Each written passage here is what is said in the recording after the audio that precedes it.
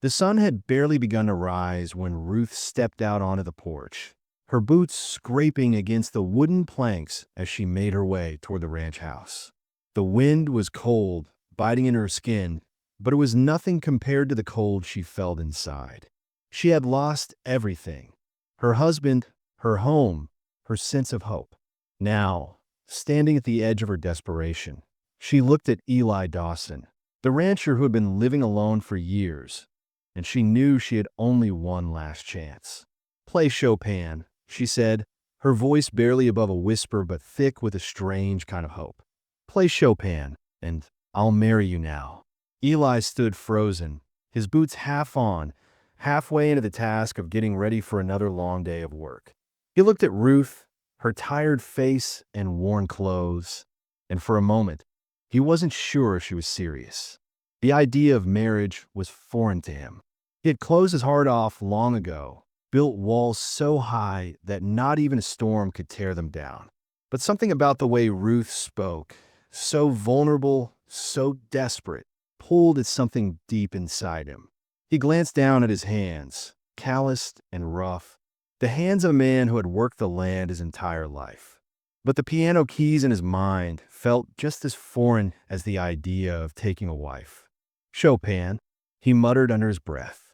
"I can't play Chopin." Ruth's eyes didn't leave him. "You're not playing for me. You're playing for yourself, for the chance to let go of whatever it is you're holding on to." Eli looked away, his jaw clenched tight. She had no idea, but maybe she did. After all, what was he holding on to? A life full of memories that only hurt him now. A family that was long gone, buried in the past. The ranch wasn't much, just a few acres and a small house, but it had been his sanctuary for so long. He had built it with his own hands, just like the fences and the barn. But none of it seemed to matter anymore. He was alone. The silence between them stretched out, and for a moment, all Eli could hear was the sound of his own breath. Ruth waited, her expression unreadable.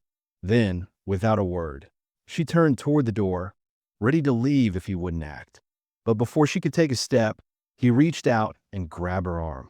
"I'll try," he said quietly, more to himself than to her. He didn't want to disappoint her. He didn't want to disappoint anyone anymore, not even himself. Eli didn't know why he had agreed to the challenge. It seemed foolish, impossible even. He had no musical talent to speak of, but something inside him stirred as Ruth turned back around to face him, the faintest glimmer of hope in her eyes. He couldn't say no now. He followed her into the living room, his boots heavy on the wooden floor. The piano sat in the corner, gathering dust. It looked so out of place in the small, humble home, almost as if it didn't belong here. But he didn't care about that now. He just needed to play. Ruth watched him closely as he sat down at the piano. He hesitated, his fingers hovering over the keys, unsure of what to do. He had never played before, not once. His life had always been about hard work, about making a living, about survival. Music had no place in his world. But Ruth was right. This wasn't about the music. This was about letting go. With a deep breath, he pressed down on the first key, the sound echoing through the room. The notes were sharp, harsh, and completely offbeat. He tried again, his hands shaking as he attempted to form the next chord. It didn't sound any better. Ruth didn't say anything. She just watched him with quiet patience, a look on her face that was too hard for him to read. She wasn't angry, but he could see the weight of something heavy on her heart, the same weight that had brought her here in the first place. Eli played again, his fingers clumsy, but he kept going. He wasn't sure if he was playing Chopin anymore, or if he was just playing for the chance to make things right. The music didn't flow like he thought it would. It felt like every note he played only made the air thicker, heavier, as if he were adding more weight to the already full burdens they both carried. For a moment, it didn't matter if he could play the music or not. He wasn't playing for anyone else. He wasn't playing for Ruth. He was playing for himself, to let the old pain slip away, to replace it with something new, something lighter. But then, just as the melody started to form, his fingers faltered. The last note fell flat, breaking the silence in a way that made the room feel emptier. Ruth's face fell. Her lips trembled, and a tear slid down her cheek. Eli's heart sank. She hadn't said anything, but the look on her face told him everything. She had believed in him, just like he had believed in something he couldn't hold on to. He dropped his hands from the piano, defeated. "I'm sorry," he said softly, unable to look her in the eye. "I can't do it." Ruth didn't speak right away. She just stood there, her gaze fixed on the ground. The air between them thickened, and for the first time in a long while, Eli felt the weight of his failure in a way that cut deeper than anything else. "I shouldn't have asked you to do something like that," Ruth finally said, her voice soft.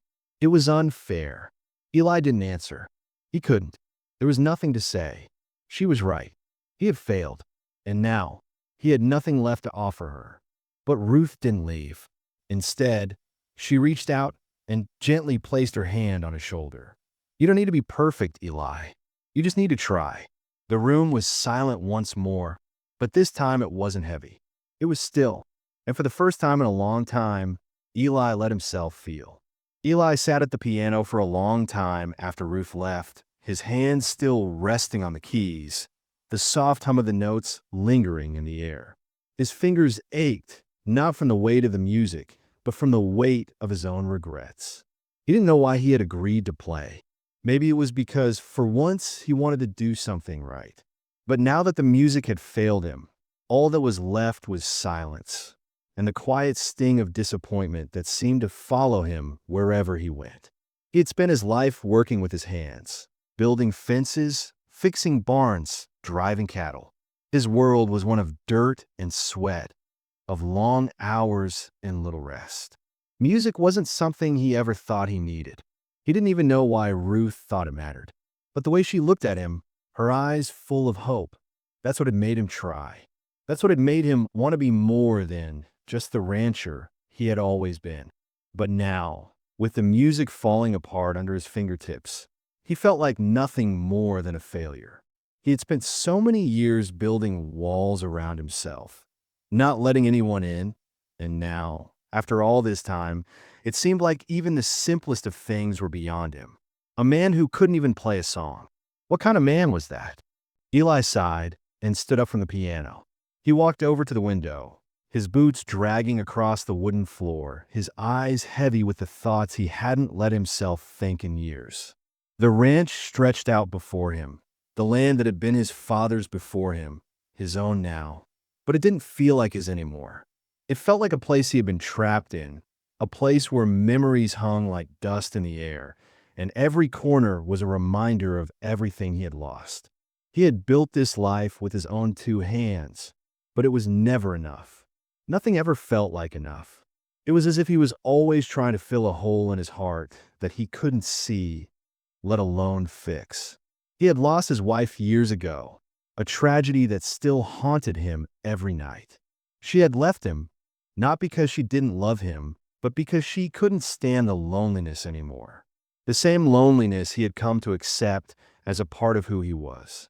He rubbed his face with his hand, feeling the roughness of his stubble. What was the point of trying? What was the point of getting close to anyone when the end always came the same way? And yet, there was something about Ruth that made him want to try.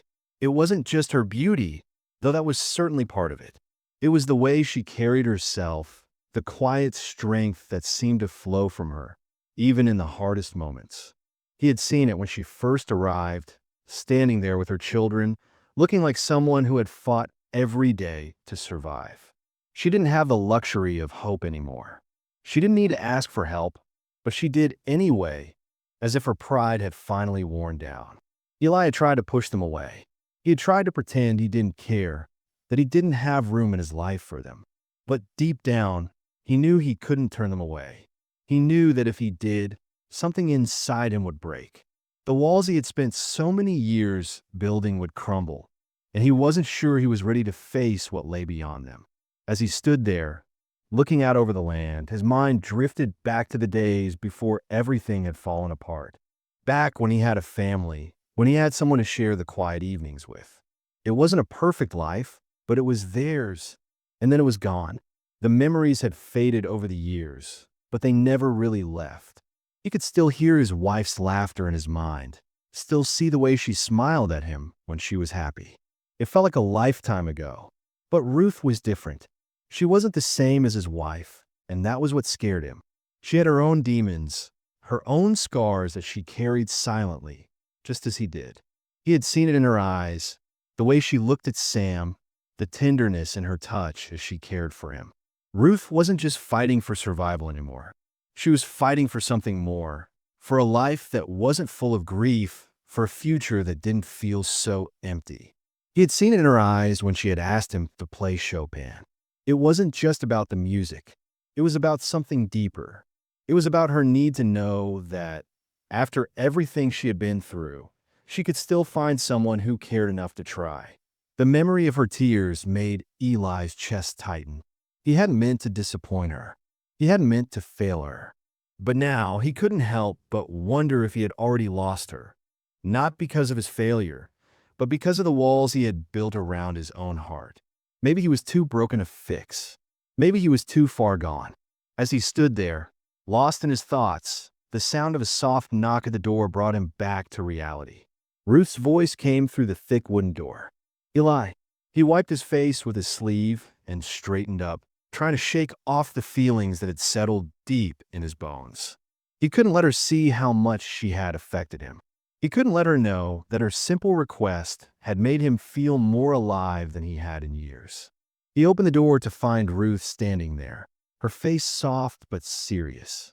There was something different in her eyes now. The anger had faded, replaced by something he couldn't quite read. Maybe it was acceptance. Maybe it was understanding. I don't expect you to be perfect, Eli, she said quietly. I don't expect you to play like Chopin. I just need you to be here, to try. That's all. Her words hit him like a slap, but it wasn't an insult. It was an invitation. Ruth wasn't asking him to be perfect. She was asking him to be real. And for the first time in a long while, Eli realized that maybe he could do that. Maybe he didn't need to hide behind the walls anymore. Maybe it was time to let someone in. Eli nodded, his throat tight. I'll try, he said, his voice rough. I'll try. Ruth smiled, the faintest glimmer of hope in her eyes. And for the first time in years, Eli believed it. Maybe he wasn't too broken after all. The sun was low in the sky when Eli finally stood in front of the piano again. His hands felt heavy, like they didn't belong to him anymore. His fingers, which had spent years gripping reins and tools, now hovered over the ivory keys, unsure and clumsy. Ruth had gone quiet after their conversation, giving him space, but the weight of her unspoken expectations hung in the air like a thick fog. Eli exhaled slowly, glancing at the sheet music Ruth had left on the stand. It didn't make sense to him. The notes on the page looked foreign, and his mind couldn't seem to wrap itself around the rhythm. It had been years since he'd even thought about music. His life had been about dirt, sweat, and surviving, not about the beauty of a melody. But Ruth had asked him to try, and for the first time in a long while, he was willing to. He wasn't sure why he was doing it. Maybe it was because he wanted to prove something to her. Or maybe it was because, in that one small request, she had asked him to be more than just a rancher. She had asked him to feel. His fingers trembled as he pressed down on the first key. The sound echoed through the small room, harsh and out of tune. He winced. It wasn't right. He tried again, this time hitting a chord, but it only made things worse. The notes clashed, fighting each other, and the music seemed to turn against him, mocking him for even trying. Come on, he muttered to himself, his brow furrowed in frustration. He couldn't afford to mess this up. She had given him a chance. This was supposed to be the moment he showed her he was more than just a man hardened by years of loneliness. But the more he tried, the worse it became. His hands ached, each wrong note sending a ripple of failure through him. He wanted to stop, to walk away, to find a shovel and just dig until the world disappeared. But Ruth's words, her expectation, kept him rooted to the spot. Behind him, Ruth remained quiet, watching him in silence. He could feel her eyes on him, her gaze steady, unwavering. He couldn't hide from her. Not anymore.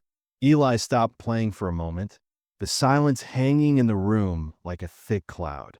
His palms were sweating, his heart beating too fast.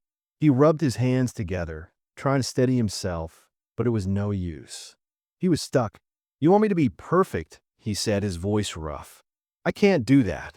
Ruth didn't respond right away, and for a long moment, the only sound was the wind outside, howling through the trees.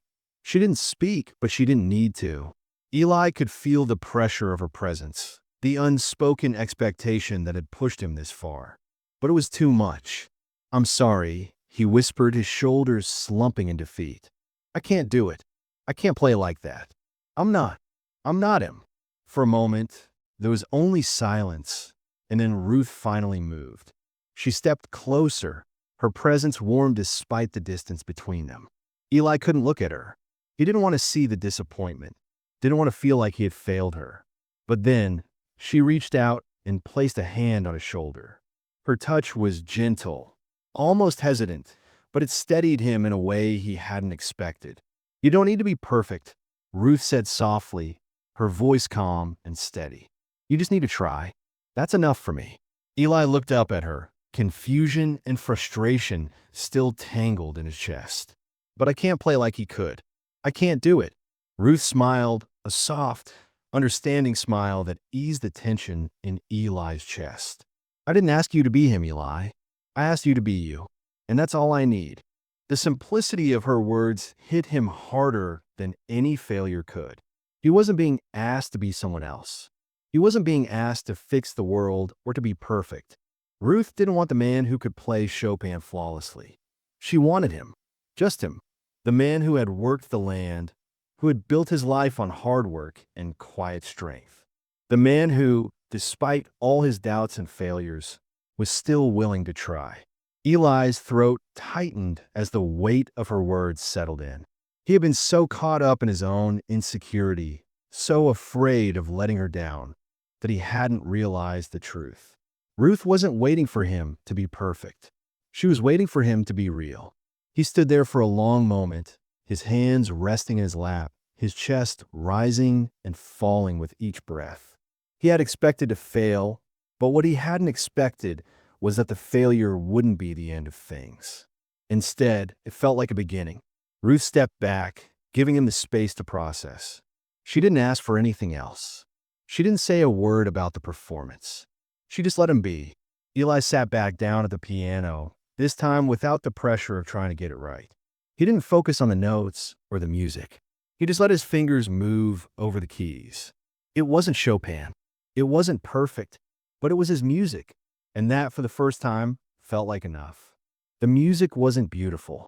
It wasn't graceful, but it was honest, and somehow that made all the difference. As he played, the weight of his past began to lift, if only for a moment. Ruth was still there, standing behind him, and for once, he felt like he didn't have to hide who he was from her. When he finished, the room was quiet. Ruth didn't applaud. She didn't need to. She just looked at him, her expression soft, her eyes filled with understanding. "You don't cost much, mister," she said quietly, quoting herself from earlier. This time, her words were light, and there was no bitterness in them. There was something else in her voice, something that made Eli feel like, maybe for the first time in a long while, he wasn't alone anymore. The evening stretched out in quiet solitude after the piano had fallen silent. Eli remained seated at the bench, staring at the worn keys beneath his fingers. Ruth had gone outside, giving him the space he needed to let everything settle. The weight of his failures still hung over him, but there was something else too, a strange sense of release, as if for the first time in years, he had taken a small step toward shedding the old layers of pain he had been carrying. He had never expected to be perfect, but he had always expected to survive. And that, he realized now, had been the problem. He had built walls around himself, walls that had kept him alive, but also kept him from living. He had hidden behind those walls for so long, telling himself that survival was enough. But in that moment, as Ruth had stood there, watching him struggle, he understood that survival wasn't enough anymore. Connection was what he needed. Love was what he needed, but he wasn't ready for that. Not yet. Eli stood up from the piano bench and moved to the window, looking out into the growing darkness. The wind had picked up again, hissing through the trees, the cold creeping into every corner of the room. The house felt empty, even though Ruth was just outside, even though her presence was like a quiet hum that filled the space. He had never been good at asking for help, never been good at letting anyone in. His life had been shaped by loss, by the quiet ache that never quite went away. It had been years since he had allowed anyone to get close to him. And now, here was Ruth standing in front of him, asking for something he wasn't sure he could give. His mind drifted back to the days before the accident, before his wife had died. They had been a team, her and him.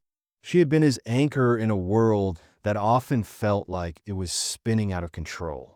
And then she was gone, just like that. Eli had buried her with his own hands, not knowing what else to do. He had kept working, kept moving, but the emptiness inside him had never gone away. He had convinced himself that it was easier to just keep going, to put his head down and focus on the work. And it had been easier for a while. But Ruth wasn't asking him to bury his emotions like he had done for so many years. She wasn't asking him to forget the past. She was asking him to feel again, to be again. And for the first time, he didn't know how to do that. Eli rubbed his face, trying to shake off the thoughts that were flooding his mind. He had made the decision to open the door to Ruth and her children, but he hadn't expected it to feel like this. He hadn't expected the weight of it all to be so heavy. The longer she stayed, the more he felt himself being pulled in, not just to her, but to the idea of family, of having someone to care for again. But that wasn't his life anymore. That life was gone. His wife was gone. And in a way, Ruth and her children reminded him too much of everything he had lost. As if sensing his inner turmoil, Ruth appeared at the door, her face pale in the dim light of the setting sun. She had taken a moment to herself, but Eli could see that the quiet had not helped her either. She had been through so much, more than he could imagine. The weariness in her eyes, the exhaustion that clung to her every step. It all spoke of a past full of pain, a past she had been trying to outrun for too long. She looked at him, her gaze steady and open, as if she knew exactly what was going through his mind. But instead of saying anything, she simply stepped forward and stood by his side, her presence a comfort without words. "You're quiet tonight," she said softly, her voice hesitant, as though she wasn't sure how to break the silence. Eli didn't know what to say. How could he explain what he was feeling? How could he tell her that he wanted to be more than what he was, but didn't know how? That he wanted to open up to her, to give her more than the fragments of himself that he had left, but was too afraid to let go of the past? "I'm just thinking," he muttered, finally turning to face her. Ruth nodded, as if she understood. She didn't push him, didn't ask for answers. She simply stood there with him, offering him the quiet company he had been too afraid to ask for. After a long moment, she spoke again, her voice soft but steady. "I know what it's like to be afraid," she said, her eyes lowering to the floor, as if searching for the words she needed. "To carry the weight of things you can't change. But Eli, you don't have to carry it alone." Eli's heart skipped a beat.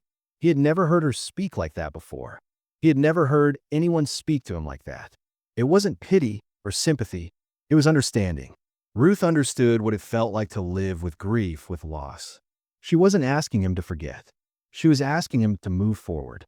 "I'm not asking you to fix me," Ruth continued, her voice quiet but firm. "I'm not asking you to be perfect. I'm just asking you to be here, to be with me, with us. That's enough." Her words hung in the air, heavy with meaning. Eli swallowed hard, the emotions that had been building inside him suddenly threatening to spill over. He had spent so many years pretending he didn't need anyone, convincing himself that he was better off alone. But Ruth had shown him that being with someone didn't mean losing yourself. It meant finding a way to move forward together. Ruth's eyes met his, and for a moment, it felt like everything inside Eli had shifted. He wasn't sure what the future held. He wasn't sure if he was ready for all of it. But one thing was clear: Ruth wasn't asking for perfection. She wasn't asking for him to be someone he wasn't. She was asking for his real self. And that somehow felt like enough. Eli nodded slowly, his throat tight with emotion. He didn't have the words to say what he was feeling, but maybe, just maybe, that didn't matter. Maybe, for once, just being there would be enough. "I'm here," he finally said, his voice rough. "I'm here." And in that moment, Eli realized something that he hadn't been able to admit before. He wasn't alone. Not anymore. Ruth smiled, her eyes soft with understanding. That's all I needed to hear. The night was cold, the wind howling through the cracks in the walls of the small ranch house. Eli sat at the table, his hands wrapped around a cup of coffee, his eyes lost in the flickering fire. Ruth had already gone to bed. Sam curled up beside her in the corner by the hearth. Jonah had retreated to his corner, quiet as always, though Eli noticed that the boy hadn't slept much. They had all been on edge, not just because of the journey, but because of the unspoken tension that seemed to fill the house. Eli's mind raced. His conversation with Ruth earlier had left him unsettled. She wasn't just a widow. She wasn't just a woman running from a past she couldn't shake. There was more to her story, something deeper than what she had let on. Eli had seen it in her eyes, in the way she watched him when he stumbled through the Chopin piece, like she was waiting for him to understand something she wasn't ready to say. He couldn't sleep. The events of the day, the failed performance, the quiet conversation, the emotional weight of Ruth's unspoken expectation, all seemed to keep him awake. He tried to push it aside, but the truth was he didn't want to push it away. He needed to know. He needed to understand. That's when Ruth came out of the shadows, her footsteps light on the floor. She had been up for a while, just like him, probably trying to make sense of the chaos in her own mind. Her hair was loose around her shoulders, her face pale in the dim light of the fire.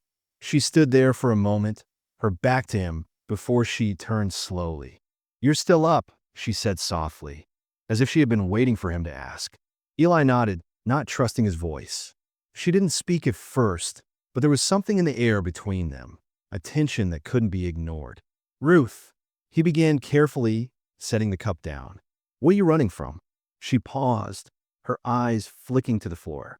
It wasn't a question she had wanted to answer, and for a moment, Eli thought she might turn away, might brush it off like she had before.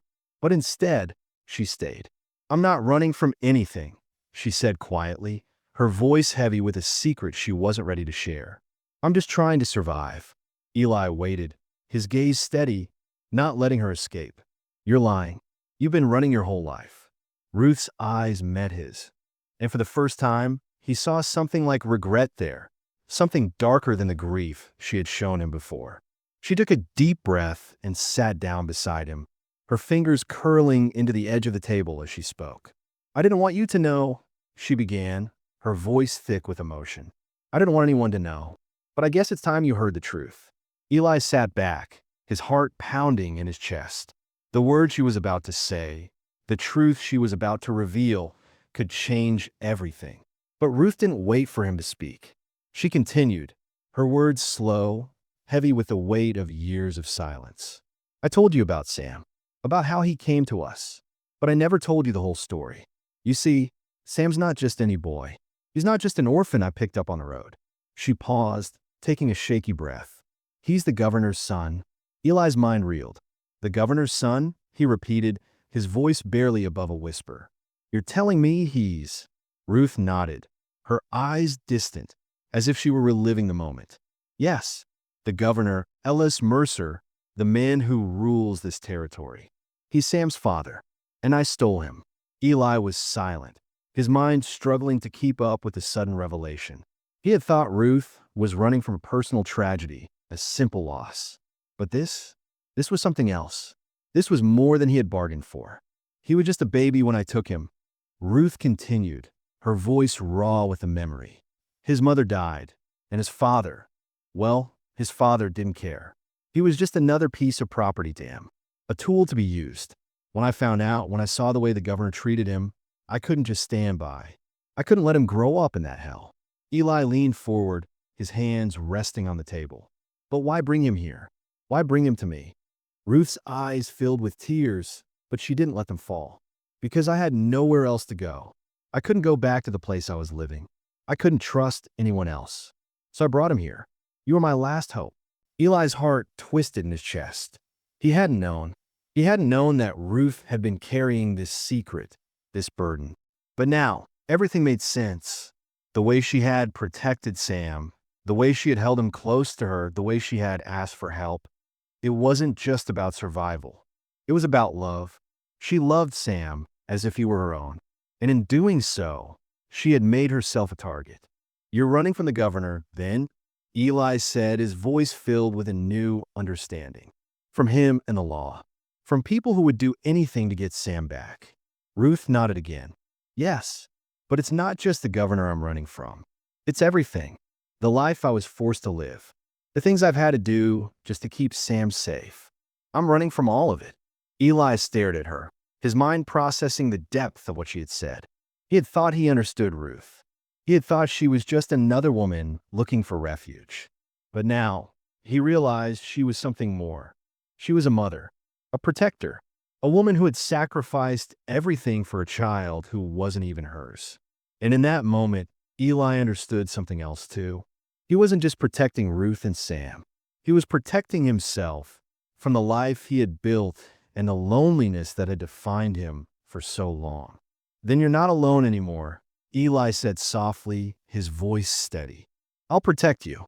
I'll protect Sam." Ruth looked up at him, her eyes softening. She didn't say anything, but in the quiet of the room, her expression said it all. They sat together in silence, the weight of their shared understanding heavy between them.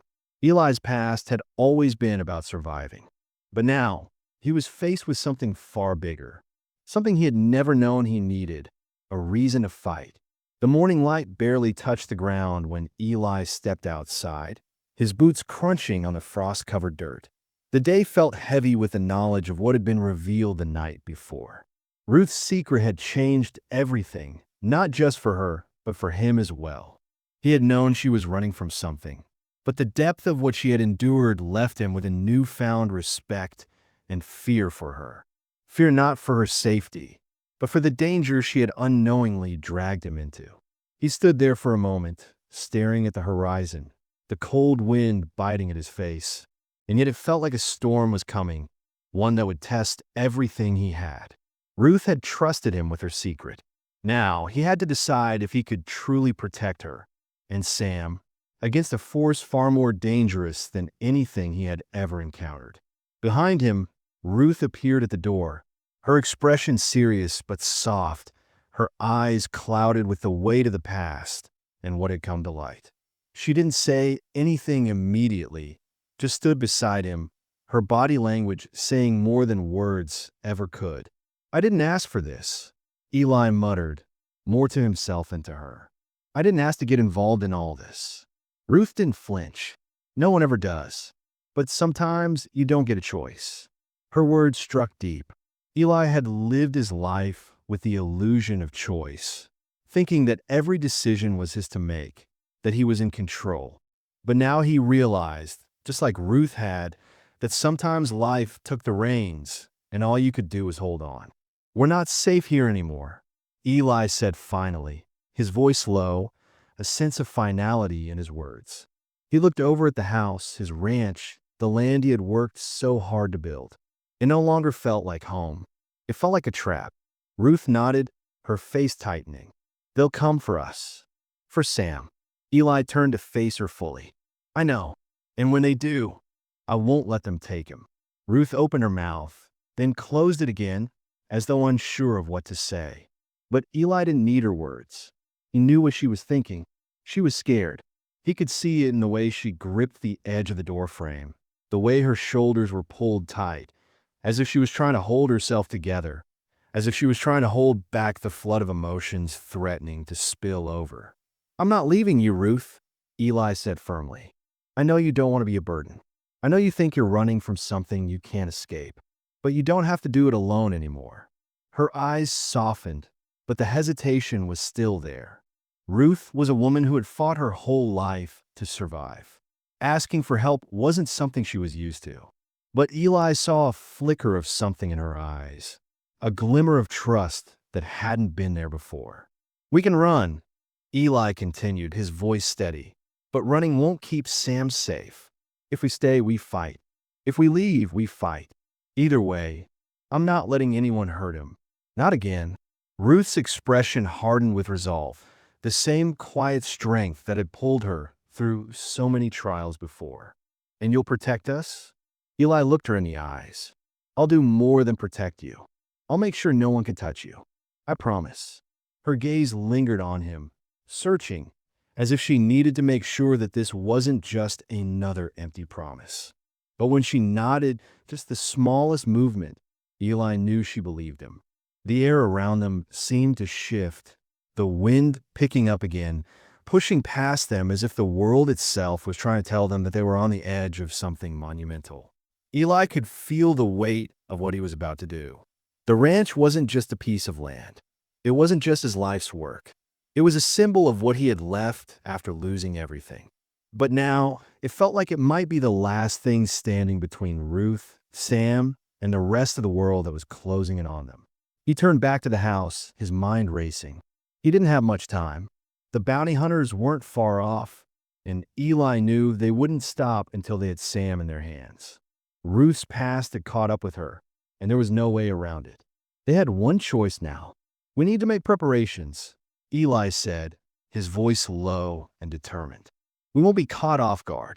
As Ruth went inside to gather her things, Eli moved swiftly, his heart pounding as he began to secure the house. He wasn't sure how long they had before the bounty hunters arrived, but he wasn't about to wait and find out. He pulled out his rifle, checked it, and made sure it was loaded. The ranch wasn't much, but it was the only home he had, and he would fight to the end to protect it, and to protect the people who had walked into his life and changed it forever. Jonah, who had been unusually quiet throughout the morning, approached Eli from behind, his face drawn, but his eyes steady. You're going to fight them, aren't you? Jonah asked, his voice small but resolute. Eli turned to face the boy, his heart aching at the thought of what Jonah had already been through. The boy was barely a child, yet his eyes held a weight that most men would never have to carry. I am, Eli said firmly. We're going to fight together. Jonah's lips trembled slightly before he nodded, his small hand gripping Eli's arm. I'm ready. The commitment in Jonah's voice struck Eli deeply. This was no longer just about Ruth and Sam. It was about them all, standing together against the world. No matter what came next, they had become a family. Ruth returned with her small bundle of belongings, Sam wrapped in a blanket in her arms. She looked at Eli, and for the first time since she had arrived, he saw something different in her eyes. Hope. Not hope in an idealized future, but hope in the present, in the strength they had together. They didn't have much, but what they had, they would fight for. And Eli would do everything in his power to make sure they didn't lose it. The wind howled through the land once again, but this time, Eli wasn't listening to the cold. He was listening for the sound of riders coming over the ridge. The fight was coming, but they were ready. The day had barely begun when the sound of hooves reached Eli's ears, faint but steady. His heart clenched in his chest, the muscles in his back tightening. They were coming. He had known this moment would arrive, but knowing it and facing it were two different things. He glanced at Ruth, who stood in the doorway with Sam in her arms, her eyes fixed on the horizon, waiting for the storm that was about to hit. Eli checked his rifle one last time. He could hear the wind picking up, rustling the dry brush, the ground beneath him hard and unyielding. The ranch wasn't much, but it was his, and no matter what happened, he wasn't going to let them take it from him. Not without a fight. Ruth walked over to him, her eyes filled with quiet determination. There was no fear in her gaze, just a solid strength that told him everything he needed to know. She was ready. They all were. Do you think they'll stop? She asked, her voice soft but steady. Eli didn't answer right away. He just looked at her, his chest tight. They had made their decision. They had chosen to stand their ground, no matter the cost. And there was no turning back now. I don't know, he said finally, his voice low, but I'm not running anymore. Ruth nodded, her lips pressed tight as she shifted Sam in her arms. Neither am I. For a moment, they just stood there, side by side, listening to the sound of the approaching riders. Eli's heart raced, but there was a strange peace in knowing that, no matter what came next, they were ready. They were all in this together, and that made all the difference. Jonah was already at the window, his eyes scanning the ridge. The boy had been quiet for most of the morning, but Eli could see the determination in his gaze. Jonah might not have been old enough to fully understand what was at stake, but he understood one thing. They were family, and family protected each other. Eli moved towards the door, his boots heavy on the floor, the weight of the rifle reassuring against his side. He opened it slowly, peering out into the early morning light. The sound of hooves grew louder. The riders were close now.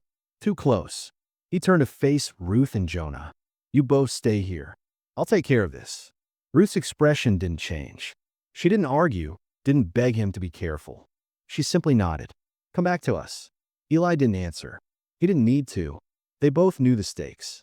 He stepped out into the cold morning air, his boots crunching on the frozen ground.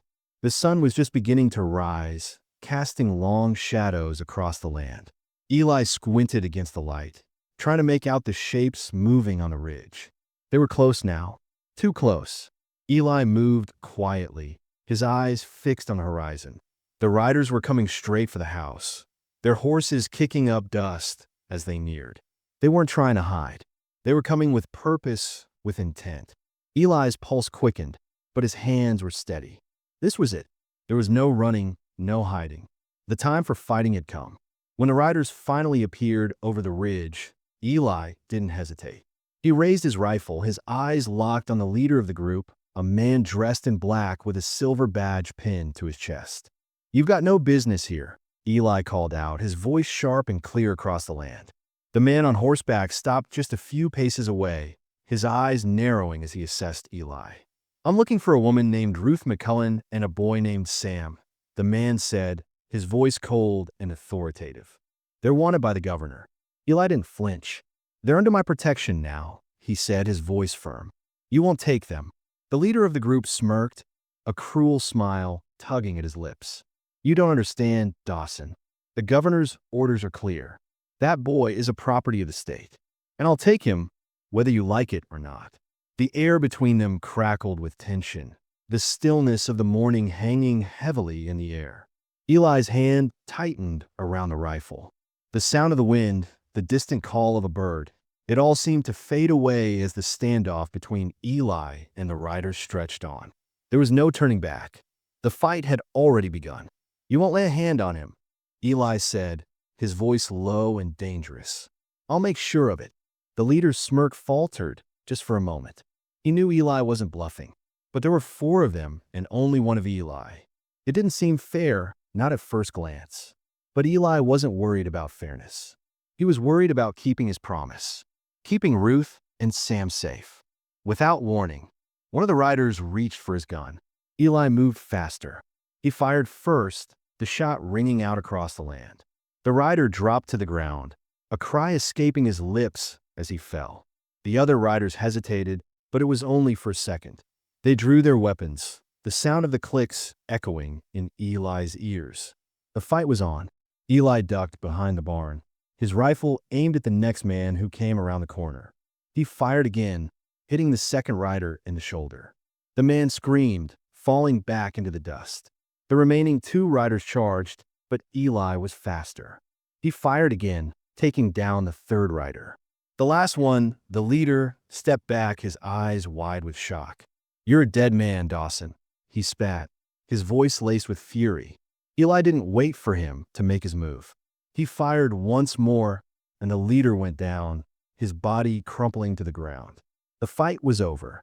Eli stood there for a moment, his chest heaving, the smoke from the rifle still rising in the air. The ranch was quiet again, the threat vanquished, but the tension remained. The battle was over, but the war wasn't.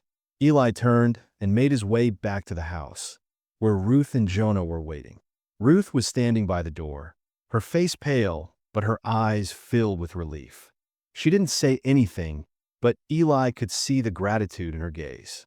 Jonah looked up at him, his expression serious. "Are we safe now?" he asked. Eli nodded, his hand still on his rifle. "For now." But we're not done yet.